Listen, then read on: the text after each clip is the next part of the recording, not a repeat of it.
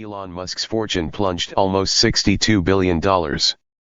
Jeff Bezos saw his wealth tumble by about $63 billion. Mark Zuckerberg's net worth was slashed by more than half. All told, the world's 500 richest people lost $1.4 trillion in the first half of 2022, a dizzying decline that marks the steepest six-month drop ever for the global billionaire class.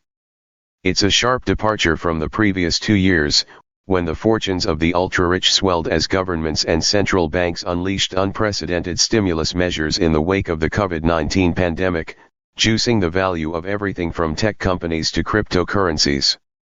With policymakers now raising interest rates to combat elevated inflation, some of the highest-flying shares and the billionaires who own them are losing altitude fast. Tesla Incorporated had its worst quarter ever in the 3 months through June, while Amazon.com Inc. plummeted by the most since the dot-com bubble burst. Though the losses are piling up for the world's richest people, it only represents a modest move toward narrowing wealth inequality. Musk, Tesla's co-founder, still has the biggest fortune on the planet, at $208.5 billion, while Amazon's Bezos is second with a $129.6 billion net worth, according to the Bloomberg Billionaires Index.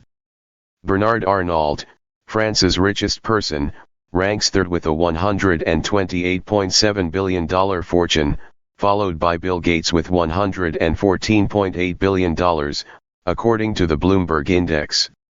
They're the only four that are worth more than $100 billion at the start of the year. 10 people worldwide exceeded that amount, including Zuckerberg, who is now 17th on the wealth list with $60 billion. Changpeng Zhao, the crypto pioneer who debuted on the Bloomberg Billionaires Index in January with an estimated fortune of $96 billion, has seen his wealth tumble by almost $80 billion this year amid the turmoil in digital assets. Contrarian impulse. Still, the billionaire class has amassed so much wealth in recent years that not only can the vast majority withstand the worst first half since 1970 for the S&P 500 index, but they're likely looking for bargains, said Thorne Perkin, president of Papamarkau Wellner Asset Management.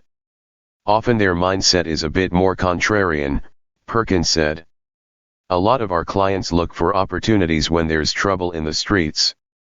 That held true in the first half of the year in some of the most distressed corners of the global financial markets.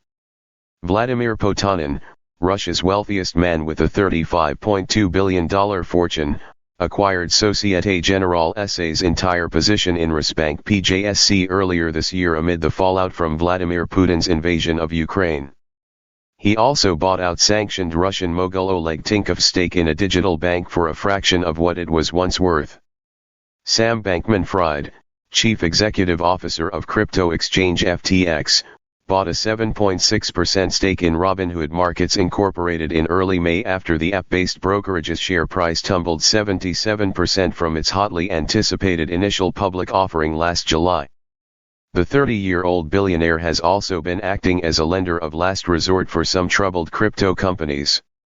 The most high-profile buyout of all belonged to Musk, who reached a $44 billion deal to buy Twitter Inc. He offered to pay $54.20 a share. The social media company's stock traded at $37.44 at 10:25 a.m. in New York. The world's richest man said in an interview with Bloomberg News editor-in-chief John Micklethwaite last month that there are a few unresolved matters before the transaction can be completed. "There's a limit to what I can say publicly," he said. "It is somewhat of a sensitive matter." Elon Musk